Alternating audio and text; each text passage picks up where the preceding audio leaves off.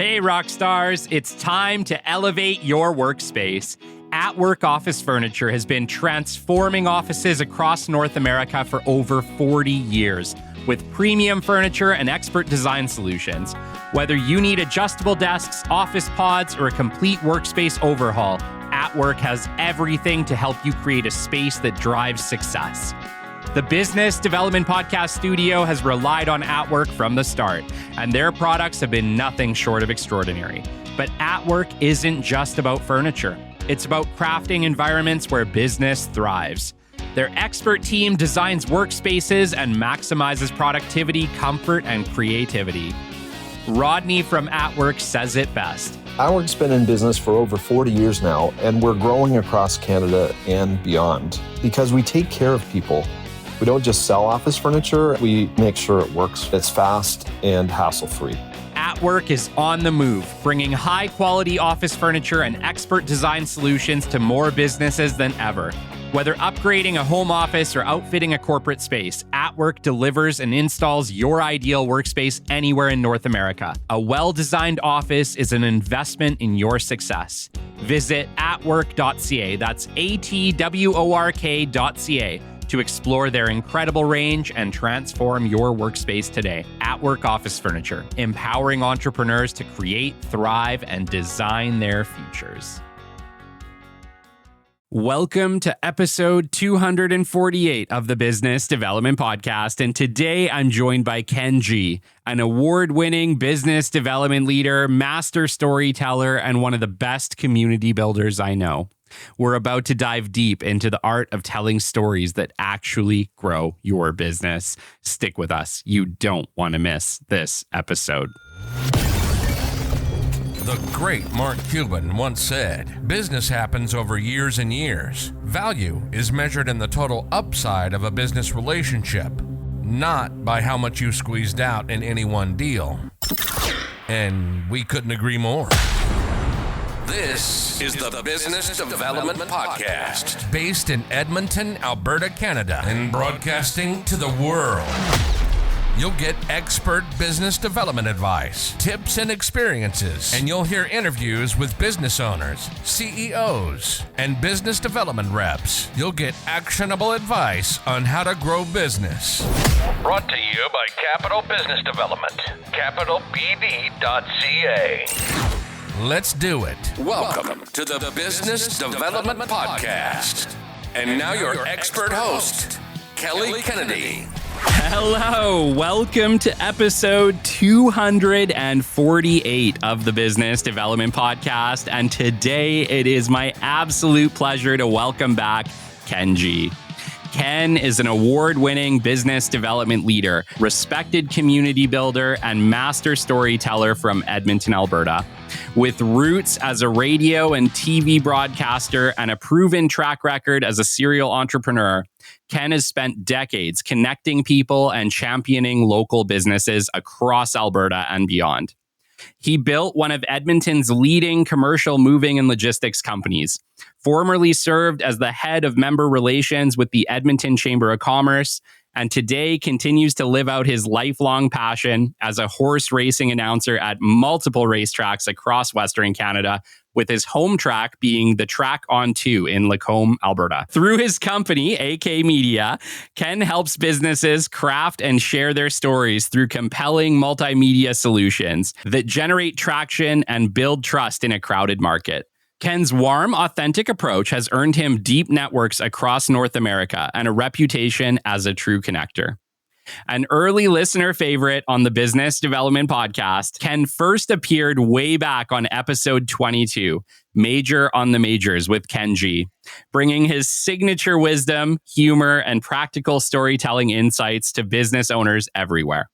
Whether behind the mic or consulting through AK Media, Ken G remains dedicated to helping people focus on what matters most. Real connections and stories that stick. Ken, holy cow, I struggled with that one. Ken, it's a pleasure to have you back on the show. You did well, Kelly. I can imagine 200 episodes later, maybe it doesn't get any easier. I don't know. You know great. what? It doesn't. I'm actually fighting like a hair of a throat thing today. So it's one of those scratchy throat days. I'm sure you understand it well being an announcer. The body does not always cooperate. No, absolutely. And you've got the camera on. It's not like you can go clear your throat. It's so funny, right? I look back to the beginning of my podcasting career, and I used to get so embarrassed when I jumble up the introductions, and I just be like, oh my gosh, I'm such an idiot. And now I'm just like, dude, that is so normal. And you've proved the test of time, my friend. Congratulations on a couple of 100 episodes. I can't believe that it's been so many already. I can't either. It's absolutely unbelievable to me that we are recording 248 today and that me and you talked way back on 22. And I have to give a gigantic thank you to yourself and Amin Samji, who really went out on a limb to help me in the beginning of this. You guys used to call me weekly. Kelly, have you met this person? I think they'd be a great person for your show. And I wouldn't be here without the support that you guys did. Not to mention just the incredible community that the both of you built together. You did such an incredible job working at the Chamber. And so thank you for everything, man. Oh, really, well, I appreciate that. But you did the work, man. So congratulations to you. No, it's been incredible. But obviously, episode 22 was a little while ago.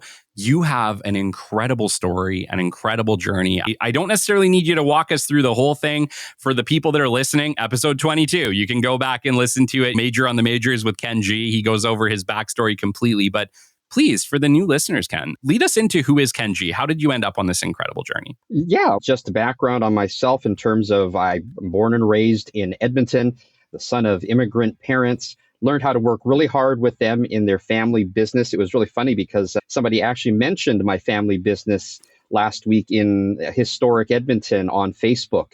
And It was wonderful to see all of the really kind comments that people had about my folks. And it just reminded me of how important it was to build community where they had their business and to be kind to people and to be hardworking.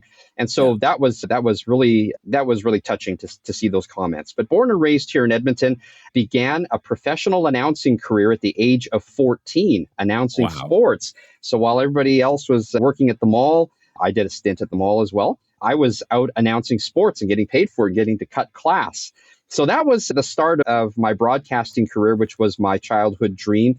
I did that for a number of years as a radio and television broadcaster with, of course, a specialty in interviewing, covered legislature, covered city hall, covered the crime beat, you name it. I've probably seen it, met a lot of really cool people in that process, and then eventually moved on to owning a commercial moving and logistics company, to which I learned so much on that journey of being an entrepreneur and owning a business. And of course, in those days, it wasn't as easy to access resources to run a business. So I'm really proud of having powered through that. That's a story in itself on having that business started, which is a great story to tell these days. It's always fun. As an entrepreneur, you wish that you'll be able to look back on some of those stories and be able to tell them fondly. But while you're in the middle of it, you were drowning and wondering how you're going to get through it. But trust me, if you persevere, you will have a great story to tell other people. And then after that, I went to work back in the corporate sector. You mentioned working for the Edmonton Chamber of Commerce. Thoroughly enjoyed dealing with the business people in the community while growing that organization for them. And then, of course, my passion is horse racing. So I've been a horse racing fan since I was a little kid, since the first time my dad took me to the track. My dream job is what I'm doing now, announcing horse races. And I get to do that every summer at the track on 2 in Lacombe. I have also called races elsewhere, but I have a blast doing that every summer. And that really is my passion. I get to live it. I get to call races. There's just nothing like the experience of doing that. And I want to welcome everybody who's never been to the races, or maybe you want to come to the races. I always invite people to come out during the summers to visit at Track on 2. Love to have you down there, meet our horses, meet some of the people that are involved in racing, the drivers and trainers, and then come up and watch me do some races. That's an absolute blast. And now as well, starting up and very busy with my new business, AK Media, my platform to help market and tell the story about businesses and organizations in Edmonton, Calgary, and area. And that is a snapshot of where I come from. I absolutely love that. In the last interview that we did, we really went deep on how you got into journalism and broadcasting. We talked about that you were doing it at school and you worked your way into that space. I don't think we ever touched on what it was that drew you to horse racing. Oh man, when my mom and dad worked really hard at their business. They had a corner store, and I remember mom and dad putting in lots of long hours. And I even remember that day really clearly. It was an afternoon on a weekend, and my mom said to my dad, "You need a break. Why don't you take Ken and go do something?" Yeah. And so we got in the car, and my dad said, "I'm going to go up to watch the horse races." And I had never been. I was 4 years old. And we ended up at the old Northlands Park and in the afternoon watching horse races. And I couldn't believe it. A city kid being around horses, that Yeah. is just such a foreign thing. And I think a lot of people have never been around animals or like that very, very close. So my dad took me there for the afternoon and we watched the races. And my dad said to me, "You pick a horse. Maybe I'll put a bet on a horse if you pick one." I remember that. Yeah. He said, Yeah. I said, "Pick that one." And put $2 to win on that horse. And sure enough, that horse won. And that's how it started. And then Oh. this is how it continued was my dad said, "It's $5 now from that too. Now what do you want to do?" And I said, "That one," and promptly lost that. So Yep. thus is the story of betting on horses. But from that point on, I was in love with horse racing. Just the excitement, the adrenaline rush that you get from watching a race from start to finish. And then as I got older, I got to see the strategies involved and everything that goes into running a horse. They're amazing animals, treated so very well as professional equine athletes. I think people that have never been to the races need to come see that aspect of horse racing on how these beautiful animals train and work and love to run. And then at that point, after having been a super fan for many years and attended a lot of big races around the continent, I got the chance to be a horse owner. And I owned Wow. many thoroughbred race horses that raced across North America, got to go oftentimes to go see them race. But the thing that was always elusive was being a racehorse announcer. So, of course, as a kid, being in love with horse racing and then being a broadcaster, being a horse racing announcer was the job that I wanted to do.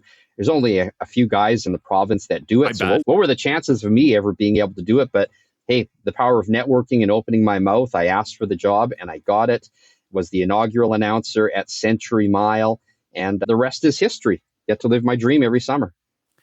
Okay, now I have to know because obviously I've been to horse racing. I've heard those announcers go, man. And we were talking about it briefly ahead of the show. You're like, as an announcer, you're speaking faster than your mind can even like put it all together. How do you keep it all together? How are you able to call a race in real time when things are happening fractions of a second at a time, and you have to know all of the people racing, all the horses out there, and you have to be calling it as it's going? How do you practice for that? I imagine the first race, you're just sitting there thinking, oh my God, how am I going to do this? Yeah, absolutely. They say in the announcing world that horse race announcing is the toughest play-by-play sport to call because you don't even have a second to think about what you're going to say. And hats off to the guys who are really good at horse racing announcing. There are some guys that have photographic memories. So they can literally walk in, pick up a program, look at it, and know names, numbers of horses, trainers, jockeys, drivers, as well as past performances. I am not that good. Yeah. So I still need to read off the sheet. But a lot of people don't realize there is a lot of prep work that goes into it. The night before, or even a few days before, I'm reading a program, highlighting, making notes. And the brain is such an amazing thing. And I learned this many years ago through some health experiences, but also through the process of learning how to announce races, is that the brain is so amazing. I do train a few weeks into approaching a season to get my mind working, to get my brain working, and to get those synapses firing. But when I'm deep in the middle of racing season, I've told people this before, it's really amazing. When I'm on my game and I'm in the middle of the racing season, when I'm not announcing horse racing, I can go and have a conversation with multiple people and I will say things and I will not even remember where that came from out of my mouth. It just rolls off of my tongue. And sometimes I'll walk away from that conversation just thinking, wow, good thing I said the right thing, because those things just come to mind very quickly. And I think that's a real lesson for when you're trying to network and be in business. If you do it often enough, you will get very good at it and it will just roll off of your tongue. So for those of you who might be a little worried and don't like networking, it does take practice and you can get really good at it. Yeah, I know exactly what you mean. I've had plenty of meetings too where like I left, I'm like, man, was I on fire? I don't even know what I Right? was doing that day. But Right? you're absolutely right. It's like sometimes you can just get in the zone. And when you're in, like, it doesn't always make sense how you get there, but you can leave and recognize that's exactly what happened. Absolutely. And it's just practice, right? It's practice makes perfect. Yes. Man, today I'm really excited to just chat with you about storytelling. I think storytelling is super important. As a podcaster, these interviews don't work if we don't outline a neat story. If you look at any interview, they start with something, they tend to have a path, and then they lead you into knowledge, and then they close, right? We want to talk about storytelling because specifically AK Media tells company stories. That's really what you do. And I want to talk about that, Ken, because in 248 episodes, I've never had somebody come in and say, hey, let's talk about how we tell a corporate story. And so I think for maybe a lot of the listeners today, maybe they've never even thought about their stories. I know that like I can see the path of my career, but I'm not sure that I've ever thought about what is the entire story. What Right. is the entire story of Kelly Kennedy, of Capital Business Development, of the Business Development Podcast? It's a lot when you really dive deep into the whole trajectory of it. Trying to put together the entire story can seem like an impossible challenge. Yeah, there is definitely an art to telling a story. And that's why I started AK Media, was to be able to help people bring out the best features about their business or organization and really let people know what the story is. When I was a news reporter, I learned a number of things. The first thing was how to properly ask a question. I remember first time being in scrums with other reporters who were so good at asking questions and were able to get those sound bites that they wanted that were impactful and that were the money clips. And I always wondered, how did they know to ask that really good question? Because the whole time I was in the scrum with them, I was just trying to think of what question can I ask next that makes me sound smart? Likewise, in a networking situation, when you're meeting a person, I don't know anything about this person. How can I ask them a question that won't make me seem stupid or make me sound dumb about my business? I think we get nervous about the impression we're going to make on people. And same thing when I was a reporter was, just let me ask a good question. And so I picked up this book. I don't even know if it's still around anymore, but it was called How to Ask Questions, right? I read that book. And what it taught was that really, when you're engaging in a conversation with a person, your questions, you shouldn't go necessarily in with a list of questions. Your questions should be derived from what somebody tells you. And if Yeah. you're really listening to them on what they're trying to tell you, that will help you come up with the next question in a series, which will make sense. And then as I was starting my business career, I also picked up another bunch of books, and I've read a lot of books, a lot of personal growth books, a lot of self-help books. And one of the things I really struggled with when I first got into that reporting world, and sometimes we can be a bit dull as reporters and it'd be a little bit too serious, it was, how do I get people to engage with me? How do I get people to like me and find me interesting? So I read a lot of self-help books, and I can't remember who wrote it, but I remember one great author. It was either Zig Ziglar or one of the other greats. It said on there that imagine when you have a conversation with somebody, imagine on their forehead there's a sign that says, make me feel important. Yes. And so people want to be heard. People want to be able to tell you about themselves. It's just that you need to give them the opportunity. So armed with those two things, what I have learned as an interviewer is that really start to take an interest in people and not just try to think of the next question or there's a time and place to tell people about yourself, but really people don't want to hear about you. They want to be able to tell you about themselves. And the amazing thing when you get really good at it is you learn so many things about people and their amazing stories that you never would have known unless you asked. And so that's what I love about sitting down and meeting people at networking events is I ask a lot of questions and I love to find out what people's stories are and then take those stories and tell them to the world. For example, AK Media with the many platforms that we use, we can talk a little bit more about the business later, but really taking those really cool stories and experiences and things about people and sharing them. It does take skill to do that, but I find that probably the best thing about my work is being able to tell the stories of other people. I love that you touched on active listening for questions. And I think in podcasting, it's really important. You can always tell a show that has everything scripted, versus one that's a little bit more organic and flowy and fun. And what I've learned along the way of podcasting is always come prepared. I always show up with a list of questions, and I call them my get us back on track questions. So if we really start to go somewhere way off in left field and I want to bring us back, I have a set of get us back on track questions, but I'm right there with you. You have to ask questions regarding the present conversation, what we're actually talking about right here in the moment, because that's really what keeps it more engaging, more flowy, and just frankly, a better conversation overall. I think, especially in the business world, Kelly, conversations need to be intentional. I sometimes go to networking meetings and I meet people and I have no idea where the conversation is going with them. It's great. Don't get me wrong. It is great to hear some of the conversations that people have at networking meetings, but especially if you're in business development or in sales, right? You're here at an event. The end goal is I need to drive sales. I need to drive activity. And so to meet somebody and take that conversation and get to that point is a really strategic process. And I think a very intentional process as well. With that in mind, you're absolutely right. And this is where I was talking earlier about the brain working, what rolls off of your tongue. I think that's the same thing too, is when you do that enough and you go to a networking meeting and learn that skill, you go to meetings with intention. You go there knowing what it is you want to accomplish.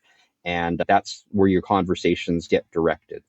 And for my business developers out there, dude, I used to suck. I used to really suck. And I think that kind of surprises a lot of people. And I think many people, when they get into sales or business development, nobody just starts out knowing everything. Right. And I used to go to meetings thinking, I need to ask all these questions. I need to be filling that space. I need to be like trying to talk to them and tell them how great my product and service is. I know as a former sales guy yourself, you totally get this. I didn't get good, Ken, until I just shut up. I needed to shut up and stop talking and start asking great questions and listening. And to this day, it's one of the best skills. And by all means, I still have work to do. I am by no means the best listener on planet Earth, but I am a lot better than I was back then. And what I realized is that if you ask the right questions and you allow the space for somebody to fill it, most of the time they'll tell you everything. They'll tell you about themselves, their family, what's going on in their life, what's going on in their business, what challenges they're facing. They'll give you everything, but you have to give them the space to do that. Yeah, and I have followed all of your episodes as you've gone over the last couple of years, and you have become a very good interviewer. I really noticed that when you said that about armed with your questions, but I think as you've grown, and you know this, as you develop that skill, it just becomes second nature to you. And what is that phrase that people that I've read out of a book was, people don't care what you know until they know that you care. Yeah. And that's like when you have conversations with people, we'll meet people and I'll say, hi, I'm Ken. What's your name? I'm Bob. And this is my widget. And this is what my widget does. And this is oh, really? Okay, great. It's like there is no engagement there. There is no reason for me to be interested if I'm not interested in widgets. I want to know about you. I don't want to know about your widgets. And I find that if people know you, they like you, they will buy what you have. Yeah, often. yeah. Or they will refer you. Yes. And the power of referrals is incredible. That's something that's actually come up many times on the show. I recently interviewed an author, Andrew Z. Brown, who wrote the book Get Referred. And I was blown away at how powerful referrals can actually be. I don't think I'd ever put two and two together, Ken, at how much it had influenced my path and my track. But he really put me on the spot and he said, Kelly, I want you to look at every single big deal you've ever closed, whether it's for a client, whether it's for your own businesses. How often was somebody else involved? How often did somebody vouch for you? And I was thinking initially, no, that can't be true. And when I really dove deep, Ken, every single one, every single big deal I've ever closed, somebody vouched for me. Absolutely. And I call that a cold lead versus a warm lead. And this is a whole seminar in itself, but I have often talked with new business owners and they say, I've opened this beautiful store and I've got these doors open, or I handed out leaflets, or I've been cold calling and I'm just not getting any business. And I say, no, why don't you go to a networking meeting? Because if you go with your buddy who can vouch for you when you're meeting new people and they can tell this person like a testimonial how great your business is or what a great person you are, that helps make a lead become from a cold lead to a warm lead. And that does your closing ratio is so much higher having those referrals and those testimonials and people vouching for you, whether they're directly or indirectly. And again, that takes work, but most people aren't willing to do it. And I would argue that you and Amin, if not were probably the best connectors in Edmonton, bar none, period. That is my endorsement. You guys were absolutely incredible. And I'd love to know, based on that time that you were with the Chamber, many years, building community, bringing people together, what did that do for you personally? Amin's a wonderful connector, of course, because who doesn't love Amin? I know. I know. And he brings so many things to the table that I do not, right? I think he has an instant likability that will get people to start engaging in the conversation. I'm a little bit more on the serious, heavy side, I think. Yeah. That's just my view anyways. And when you have someone who can start the conversation, which he's great at, it makes it very easy to engage in a conversation with somebody. So being part of a team that grew the organization, I think that's really where our strengths were. And it was really funny because the first time that we ever got recognized in public was I think we were at a baseball game or something. And as we were walking out, somebody walked by and yelled at us, "Hey, it's the Chamber guys," which was really funny. And Amin and I looked at each other and said, "Wow, did that just happen?" And from there, it was the nickname that we had coined for us was the Chamber guys. And having that recognizability made it also easier to go meet people and engage and start conversations. But yeah, for sure. Everything is intentional, though. Everything is learned and a skill that has to be taken and developed. So I'm glad to talk about that with people. And often I do with AK Media. That's one of the things that we talk about is, what is your goal? What is it you want to achieve? I want to get more customers. I want to meet new people. How do I do that? Let's talk about the different services that we offer to help you do that. Okay. Let's use that as the segue into storytelling. Right? How does a business tell their story? Obviously, in 2025, we know that social media is bigger than ever, right? I think most business owners are on LinkedIn if they're not leveraging LinkedIn pretty heavily at this point. But you're competing as well with just a ton of content, right? Every time you hop on Facebook, LinkedIn, whatever it is, it's just video after video or post after post. I think maybe the power of storytelling, and I want you to maybe elaborate on this, but storytelling can maybe help you stand out above all that noise. Of course, perception is reality, right? And I'm fascinated by social media. I use it a lot. I come from a generation where you bought advertising, and that's how you told people about your business. But here's the really amazing thing about the capacity to do things. Young people these days, which are predominantly the ones that are on Instagram or other social media, they really know how to self-promote themselves. Right? Yeah. Don't they really? I want to be an Instagram model, or I want to be an Instagram influencer is the word. Why can't we all be influencers? Right? Yep. It just takes a little bit of studying. That's what I did a lot when social media came out. Was I watched a lot, and I'm still on social media a lot. I find it more entertaining than watching TV, to be honest with you. People will often ask me, "Oh, did you see this series?" I'm like, "No, I was watching TikTok or I was watching Instagram," because I have a very short attention span. But I really find the power of what you can do with your phone. We used to have rooms full of equipment when I was in broadcasting to produce some of these amazing videos that people are making on their phones. Yep. In terms of the power of storytelling, I think social media has been a real eye-opener on the capacity of what we can do. We're only limited by our creativity and imagination. So in terms of telling the story corporately, how does that work? Here's the first thing I would do is I would ask people, if you are maybe you're a business that has used traditional methods to promote your business, maybe start looking at social media, and you can't ignore it. It is a super important part of marketing these days. And if you're not on it, you are missing an audience. But take the time to watch to see what a reel is, or how people use stills versus videos, how they use interviews versus, just panning the crowd at an event. Learn about all of those techniques and what you like. But here's the main thing is, write down on a piece of paper, what is it that your business is looking for? What is it that your business needs? We don't just produce videos for people or do appearances for them just for the sake of doing them.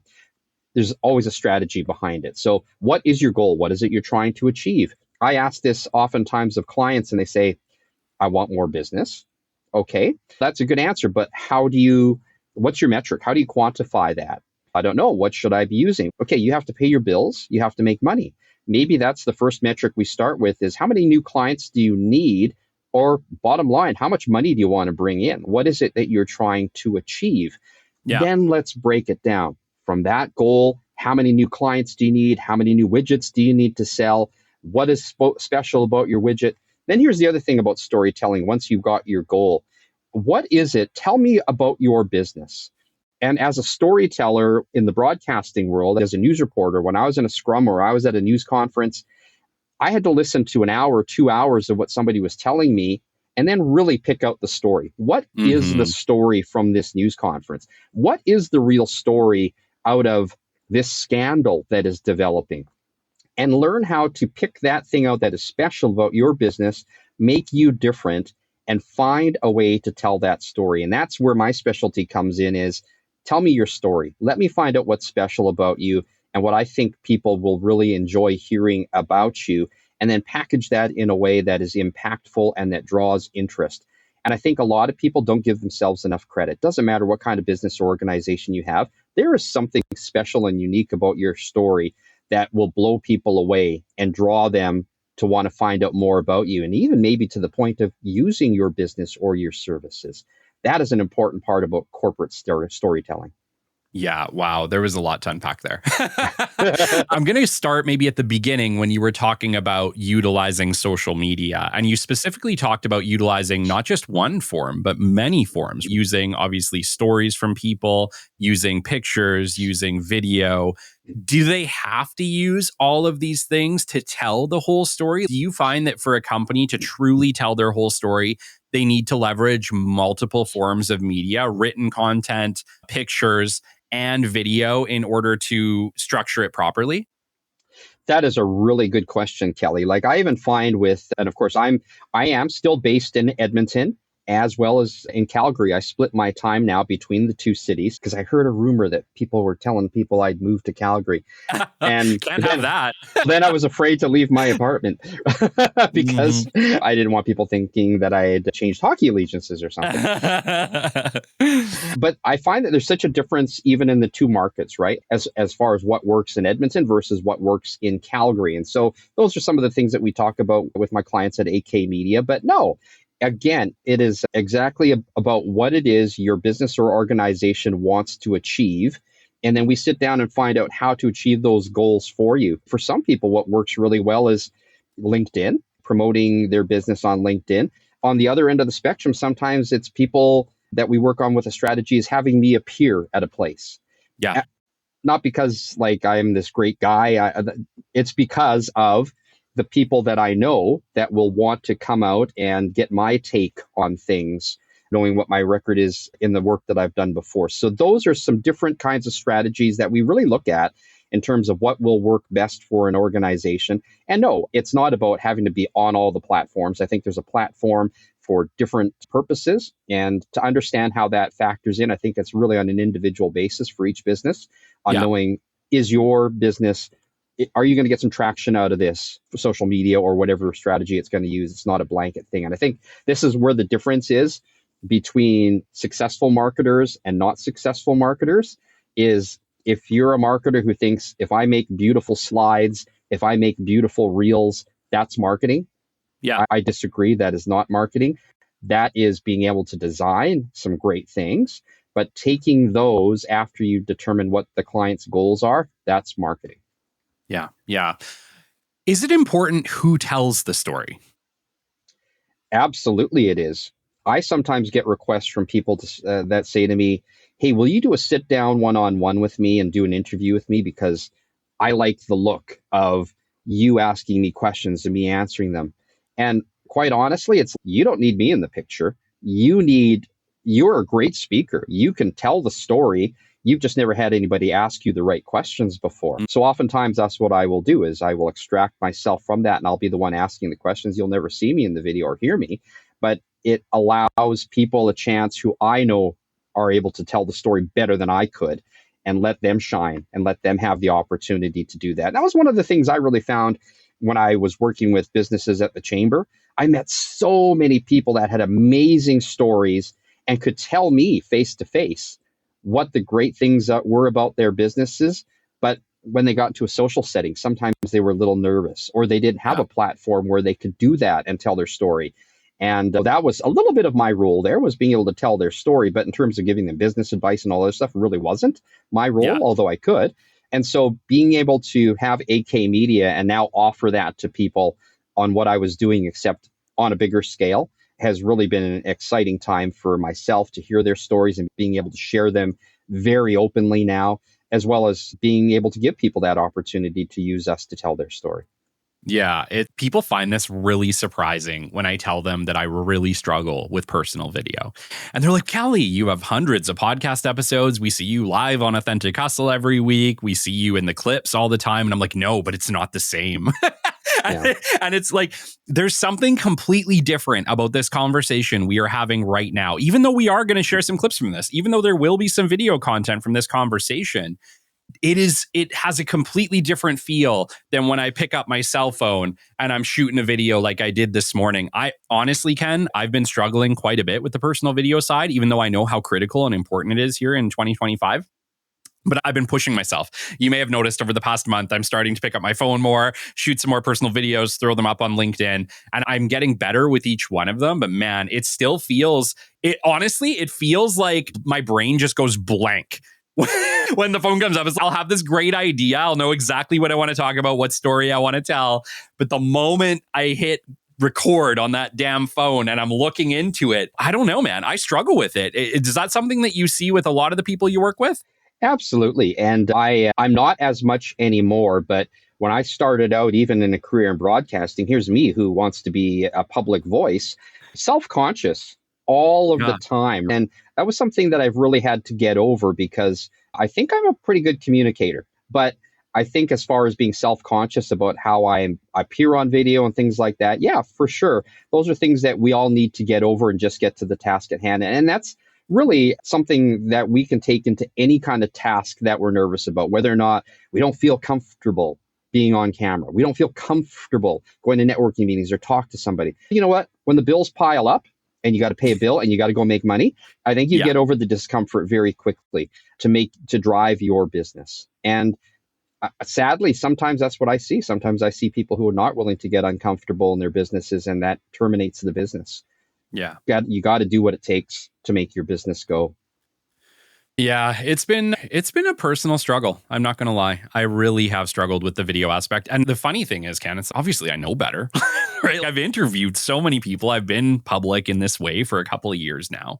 And I think that's what's funny is that I think most people know, but they really struggle to take that step. And as somebody who's been a broadcaster, who's been in the public eye for a long time, was there anything that helped you get over that fear? Other than the fact that you got to pay the bills. Eating, that was a pretty big motivator, owning a business and having two little kids at home staring at you. That was a pretty big motivator. No, you know what? It was just doing something over and over again, repeated. It's just like, too, I don't know. I am always amazed when I watch TV and I see a reporter or a sports commentator doing a stand-up in front of like the throngs of fans that they're reporting at, and they have to talk.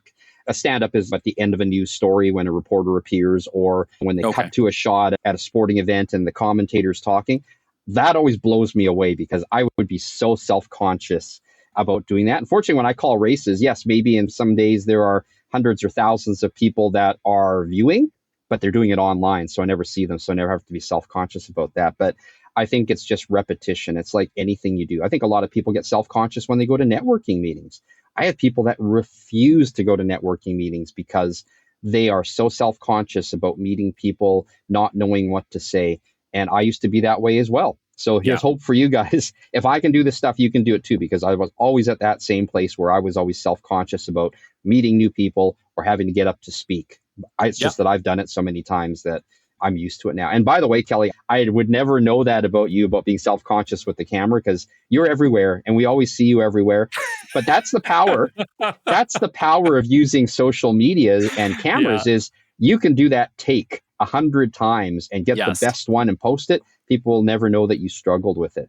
Yeah, that's it. And I have a harder time doing that with the phone because with the phone, I just can't really edit very well on the damn phone between me and you and everyone listening. So the phone is the one when you guys see me shooting from the phone, that might be 3 takes. Like that, like for me, I'm one of those people and recovering perfectionist. Yeah. I'm one of those people that'll shoot the same thing 3 damn times until I don't mush mouth. But it's funny because we even started this episode and I had to have a good laugh with Ken because I think I missaid our introduction multiple times. I had to restart it. And I'm like, dude, I'm sorry. Hey, no one will ever know, but yeah, I'm sorry. the thing that's always amazing about being self-conscious is people will go to the gym and work out. And that's one of the things that I'm self-conscious about, going to the gym. Another thing is, are you married? Yeah. You were not self-conscious. Self-consciousness didn't stop you from asking for that first date, right? Yeah. So think about it. Yeah. We do things that that maybe we know what the prize is, right? Maybe that's what it is. We need to focus on what the prize is that helps us get over being self-conscious. And obviously, you've got a thriving business and a thriving podcast, and that's come from your personal appearances, I think. It's come from bravery. Exactly. I don't think I'd have anything that I have today had I not taken that bravery and just decided to turn the mic on and start talking to my wall in the basement. Like even way back when we had our first interview, I remember being just like very afraid to even ask people to come on the show because I was just thinking like, they're going to be like, who's this idiot? Like I was literally feeling that self-conscious about it at the moment. Yeah. But it's crazy now to think back that now, I have to actually turn down people because I can't record everybody. Yeah. But back then I was so afraid to ask even you, Ken, to come on the show. And so I just think that it's a journey for all of us. Yeah, that's incredible. What story to tell? It's a good one. One day, AKB, I'll have to come and tell it. You betcha. I want to ask you about the type or the way to tell the story specifically, because obviously we're seeing with the advent of social media, the Kellys of the world picking up their cell phone and just shooting that video, that raw video every single day. Are you seeing maybe a difference in the way that people are receiving professional video versus just self-shot made at home videos? I think, of course, like if you're an organization that has a huge budget, I'd love to talk with you. No, if you've got a huge budget versus you're maybe an individual in your own business, right? I think there's different ways to shoot things. If you're working on your own and you want to appeal to a crowd that needs to see a bigger business, there's ways that you can do that. But I think that there's a lot of charm in shooting maybe very unprofessional video and posting it. But the same thing applies whether it's a very professionally shot video or you being on your own. It's got to tell a story. It's got to be intentional. Mm-hmm. And some of the greatest reels that you see on social media are people that have just shot stuff on the fly and they decided, there was actually something in that I can post. And those become very beloved videos and viral videos. I don't think necessarily it has to be slick. I think, though, that, a better video definitely does get more attention, a better quality of video. But again, it's all about what is the story and what are you trying to show people. Yeah. I actually had a really great conversation with another leader in Edmonton who's been struggling with the video aspect and has been taking a lot of pictures. And I had a great conversation and I said, hey, I think you should really just start leveraging video. And the reason being is that the pictures are not showing his personality. The pictures are not showing his smile, his excitement, the way that he talks about something, his knowledge. There's just so much that's conveyed in a video that I know we're all afraid to do it, but you're missing out on so much if all you're doing is typing things up and attaching pictures. Oh, absolutely. I think the advent of having videos and social media reels is getting people to see what you're like a relatability, right? Because isn't that the first thing about sales? And the business development is relatability. If your client, you have the best product, but your clients don't relate to you, they probably are not going to want to do business with you, right? People want to do business with who they relate with, that feel that they can understand you and that they like. Yes. And body language is so much of communication, right? Half of communication isn't the words coming out of your mouth, isn't the smile on their face, isn't the picture. It's what are you doing with your body? And you miss that completely if you aren't willing to do the video aspect of it. I know that I feel more connected to people when I can see and hear them. Oh, absolutely. And these days, like in the day when we used to pick up the phone and do cold calls, I know some of you still do, but in the day, picking up and making cold calls, you didn't have necessarily a chance to show your personality or to show No. why somebody should choose you over the other person. And I think these days, if you're not taking advantage of that, fast forward to 20, 30 years later that I've been in business development, like that is a huge virtual calling card that you can use to let people know what you're all about and who you are. Yeah. Yeah. What are somebody who understands video, who understands how to put together a story? Is there something that you're seeing on social media where you're like, man, I wish that they would do that differently? Are you seeing business owners making some serious mistakes with the way that they're communicating with the public? Well, that's really interesting because it's only wrong if it doesn't work, right? I think if it's just to posting something just to post something, Mm. again, it's intentionality. What is it that you're trying to achieve with it? And again, I keep hitting on that, but I just find going out and just snapping pictures of us eating lunch at an event, like that necessarily is not a very strong post. That doesn't Yeah. tell the story about anything, unless it's pictures of something that happened at the event or the people that you're associating with or the people that are part of that organization. I think that's really important. But I think just posting to post, a really strong preamble as well on the posts is important. What is it that I'm looking at? If you're snapping a Mm. picture of somebody eating lunch, maybe that's all you've got from the event. But as long as you've got a really strong preamble in your post and letting people know what that whole thing was about, I think that's important. Also, letting people in that preamble know about where they can get more information. One of the things that drives me crazy on social media these days by companies that actually are professional social media managers is I see a picture of this delicious tasting food. It looks amazing. They say the name of the restaurant, but they don't even tell me the name of the city or their address or Mm. how to see their business. That drives me nuts. I want to go there. I want to eat your food. But if I have to struggle to go through Sure. your post and go back to find out where you're located, or even if Mm. you're in my city, I'm not going. I'm not spending any time on that. Yeah. You're not making the customer journey easy. No, to not even show the city. That's the one thing that really blows me away because I travel a lot for my business. I need to know which city you're in. Yes. No, it's interesting. And I guess the reason that I've asked you about the effectiveness of it is, and this has just been my experience. I've been doing this for quite a while. And one of the things that I realized is that influence can make selling easier for you, but you still have to take that step. I think so many people just think, I'm going to put a video out there talking about my company and people will come. They will just come to us and they will buy our stuff. Yeah. And that has just, and maybe I'm an outlier, but I doubt it. That has not been my experience. You still have to reach out to these people, make connection with them, introduce yourself, say you'd love to meet them, right? You still have to take that step. And I think there's a misconception with putting yourself out there on the internet, with putting yourself out there with media, doing videos, stuff like that. Yes, it's really great for building connection, in my experience, for brand awareness, in my experience, for making it much easier when I reach out to someone and say, hey, have you heard about me? I'm Kelly Kennedy. I work in business development. If you need some support in that, I can probably help you. It makes that easier, but that doesn't negate my need from having to reach out and make that connection. You still have to lead the horses to the barn. There's no difference between producing a really slick video about what you do and in the old days, knocking on doors or handing out leaflets. I call those the same things. I think that sometimes people think that they've got beautiful brick and mortar and they open the doors, that people will show up. And given, I think that's how retail still operates and that's how it's always operated. But look at the state of a lot of retail these days. People Sure. aren't coming. And so Hudson's Bay.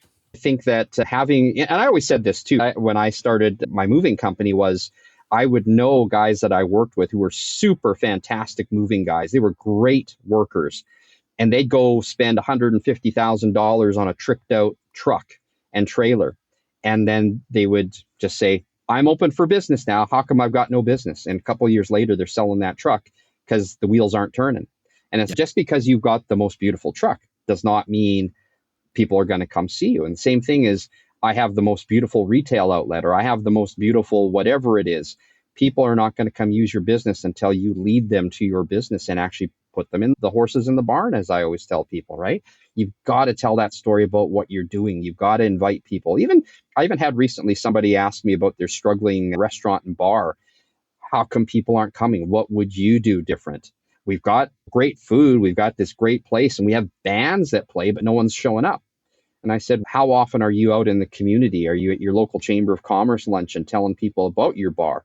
No. How often are you going out and telling people about what it is that you have to offer? We post it on socials. Yeah, but where's your audience? You have no audience, for sure. And that's the other thing too. And I talk to a lot of people about it when I'm doing my coaching. I explain, if you're only posting things on your page, you're reaching the same people over and over again who know who you are and what you do. You have to really expand that reach. Lately, I've been trying to convince people to post more in groups, because at least then you're reaching maybe hundreds of thousands or millions of people who don't know who you are, which is more valuable at some point than just posting on your same page.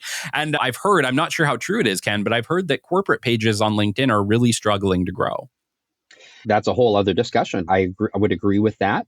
I think that the first step is letting people know who you are. That's a really important thing that is actually part of the strategy at AK Media. Is when I find out what a client is trying to achieve, it's kind of like, tell me about the best parts of you, because I want to be able to let people know what that is too. Because if people believe in you and they like who you are and what you represent, they might want to do business with you. And that's the first step, right? That's not handing out the leaflet at the door like in the old days. It's more of, here's my world, let me tell you about you and how I'm going to help you out. And I think corporate pages maybe don't necessarily do that. Although I have seen some really wonderful ones that do a great job. I think that they do exist. But for sure, and one of the things you asked about community building with Amin and I was we built that organization one at a time. Of the 500 new members that I had brought into the organization in 2 years, every one of them, I personally had a phone conversation or met in person. That just is, are you prepared to put the time in to that? If you're not, then maybe you don't get the reward. What are you willing to do to get the business? There's no replacement for the work. And I think everyone wants the easy button. They want things to happen tomorrow. And in my experience in podcasting, in business, nothing happens tomorrow. And it almost always takes 30% longer than you planned. And I get that, because that's human nature. We all love to shortcut, myself included. I'm always looking for ways. You always hear that phrase, work smarter, not harder. And I totally agree with that. But I think one thing that will never change will be the fact that if we want something to grow, for an organization or business to grow, we really need to do the one-on-one contact until we're in a position to be able to do the mass contact. And I think you're hitting that exactly right. You have to do the work. There's no avoiding it. Here's a lesson for everybody. You can't avoid doing the work. Yeah.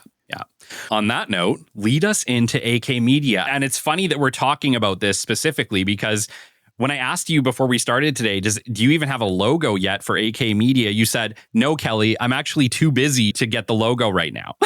Yeah. And so if any of you out there want to help me with that, I'd be glad to. But no, I've often had side hustles, right? And this is something that I've been working on with people for about the last 6 years, is working with them on how to promote their business or organization. So I was really excited to be able to do this full time now, and business has taken off on me. So I'm really excited about that and very thankful for the folks that have decided to give AK Media a chance. But no, AK Media is my exclusive marketing platform for businesses and organizations to tell their story. And we use a mix of social media, high impact videos, web enhancements, and even the personal appearances that I talked about to get the word out about what they have to offer. And it's about them. So we match their needs first to our range of exclusive services. And if that is helping them develop a presence online with an impactful video, or maybe it's about me connecting them with somebody I know, that they can do business with.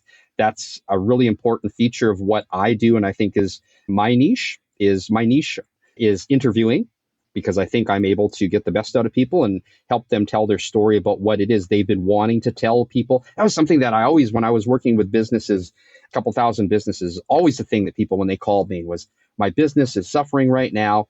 Help me. How can you help me get the word out about my business? It was always the same thing, right? It was like, you tell me, what is special about your business? Maybe we should have lunch and we should talk about this so that I can hear your story. I'm all ears. And then you tell me what you're prepared to do, and we'll put a strategy together for you. So really what we want to do at AK Media is match what people want to achieve to our range of services. And there's an exploratory process there. I tell clients as well, I'm a snoop. I want to know everything. I want you to tell me. I'm here to listen. Tell me everything about your business. What has worked? What hasn't worked? What is it that you're trying to sell? What is it that you need to achieve? Maybe it's even the numbers. And then we'll look at what is the right piece here to help put that together. But yeah, this has taken a number of years for me to develop a winning strategy as far as how to take what people tell me and find out what works.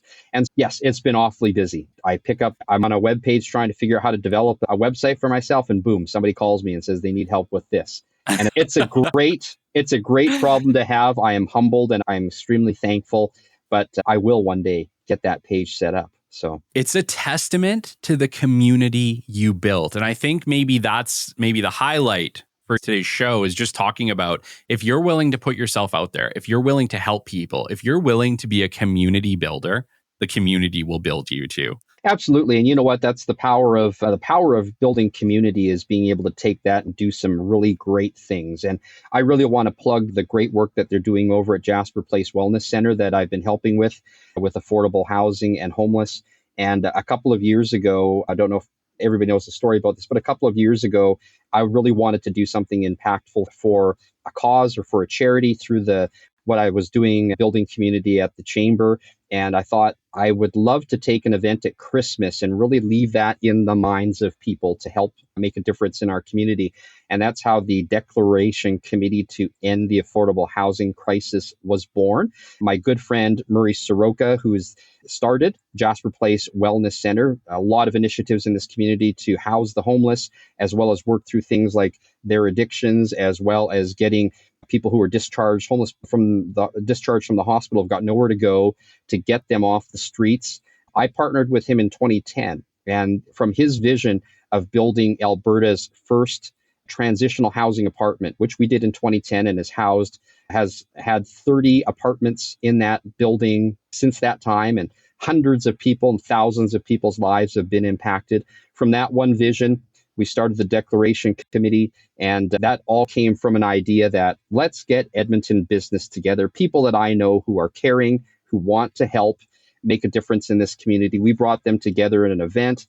My Debbie was great. She came up with the concept of help people understand that this is a commitment to help. And she came up with the idea of having a declaration for Edmonton businesses to sign. Put your commitment where your mouth is, sign off on that.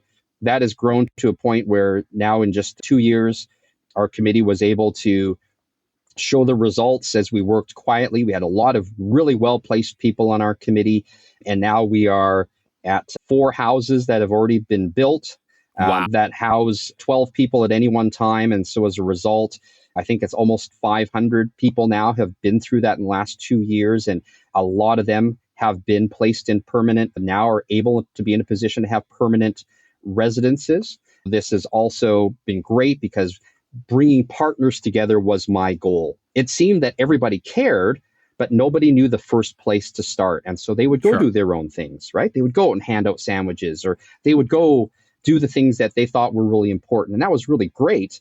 But we thought if we could work together and achieve things together, what an impact we could make. So we had somebody who was an emergency room doctor. We had a hospital foundation. We've got a number of business people in the community. We've got a mental health therapist, myself. We all got, and some benefactors of philanthropists. We got those people all together and said, this is the vision. Let's do this together. Eventually, we got levels of government to jump on board. I was really proud of Jasper Place Wellness Center a few weeks ago being asked to be the host of the province's announcement of a $30 million commitment to affordable housing. And that helped us build another house, which was amazing. So getting everybody to buy on board, how did that start? It started with just a vision and talking to people. And it was really funny because one of our corporate partners that has come on board and has now helped us to the tune of hundreds of thousands of dollars was just somebody I met at an event. And I said, hey, did you hear about the homelessness initiative we're working on? No, tell me about it. And from that, there was a vision that was shared, and they're on board now. And I'm so thankful to them that they took the time to listen. But how did that happen? It was just my opening my mouth and talking to people. So great things can happen. And the really cool thing about networking is, Kelly, is when you network, it's almost always the person you talk to is never the person you end up doing business with. No, it's always who they lead you to. And it's fun. It is so fun to watch where contacts and leads take you to. So It's like entrepreneurship in general. You can start off with an idea, but it's pretty rare that initial idea is where you end up because greater opportunities come. And I always say the secret to success in entrepreneurship isn't having the best idea. It's being around long enough to say yes when that idea walks through your front door. Yes. Because when I look at coaching was never on the plan for Capital Business Development or Kelly Kennedy. I'd never even really thought or heard much about it until I got into the podcast side of it, right? Now we do group coaching, we do one-on-one coaching. We've created the Catalyst Club community where we do coaching and build people up and support them. None of these initiatives were on plan one.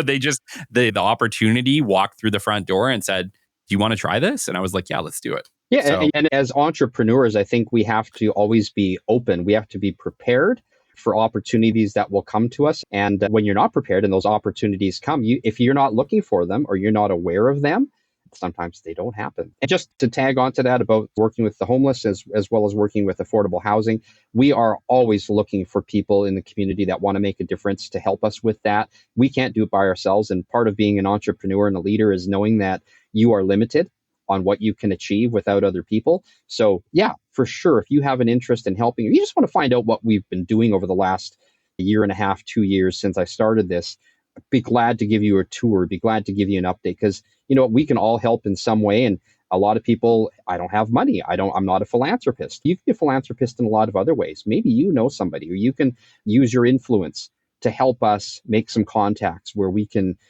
do that, make a difference in our community. And just imagine what we could all do if we were working all on the same page, right? Making an impact in that community, because we all want to see our business, or we all want to see our community thrive. And we don't want to see the things that we're seeing right now out there.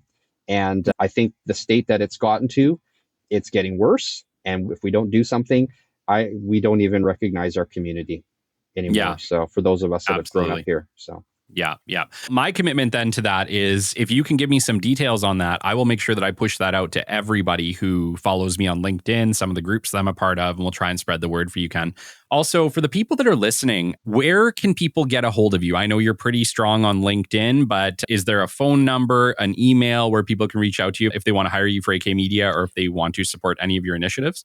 Yeah, thanks, Kelly. Whether it's homelessness you want to talk about or you want to find out ways to make an impact with your business, with our services, pretty simple. AnnouncerKen@gmail.com.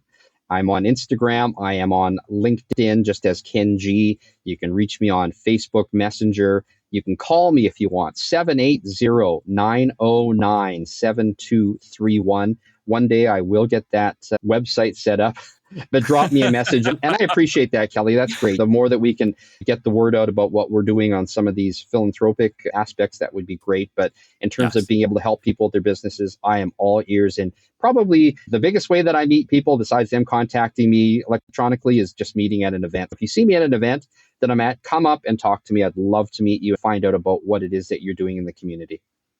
I think I introduced you the first time as a local celebrity. So I think pretty well everybody in Alberta knows who Ken G is at this point. But what about for the people that are outside of Alberta? Do you still provide services across Canada, or are you really located to Alberta? That's pretty funny. I'm a local celebrity. If going to every event that you can possibly get your hands on a ticket, that's what that makes you, then that's me. But no, absolutely. Had gone down to the US to work and meet with some people earlier this year. So no, we are not limited. There's no borders when you're doing business anymore. So if you've got an organization or a business anywhere around the world, and one of the things that I bring to the table is having owned a business in the past that was a global business, doing global logistics, I know what's involved with that. So that is something that I am definitely able to help you with. If you're watching this podcast from anywhere that you're at, glad to provide those services for you. But again, AnnouncerKen@gmail.com. That is my handle for horse racing. That is my handle on Instagram for business. Pretty simple to remember. Amazing. And it'll also be tagged in every post that we have for this show and in the show notes. So if you're looking for Ken, he'll be easy to find. And also just follow him on LinkedIn. He's always doing 1,000 things. He's fun to follow. So Ken, it's been a pleasure, man. Me too. It's a real honor to have been invited back, Kelly, and so happy for your success. I knew that you'd be great at this when you first started. So I would not be here And I can say that wholeheartedly without the support of our incredible business community, yourself and Amin Samji, and just frankly, the Edmonton business community in general, who has really gotten behind the show, rallied for it. It's pretty cool. We're a worldwide show now, but I don't forget my roots and I don't forget where I came from. And at the end of the day, community is everything. And the Edmonton business community, I love each and every one of you. I would not be here without you. I still feature many Edmontonian businesses because I love our city. And I just wanted to say from the bottom of my heart, thank you so much for believing in me. It wasn't hard to, Kelly. You've done a great job. Until next time, you've been listening to the Business Development Podcast, and we will catch you on the flip side. This has been the Business Development Podcast with Kelly Kennedy. Kelly has 15 years in sales and business development experience within the Alberta oil and gas industry and founded his own business development firm in 2020. His passion and his specialization is in customer relationship generation and business development. The show is brought to you by Capital Business Development, your business development specialists. For more, we invite you to the website at www.capitalbd.ca. See you next time on the Business Development Podcast.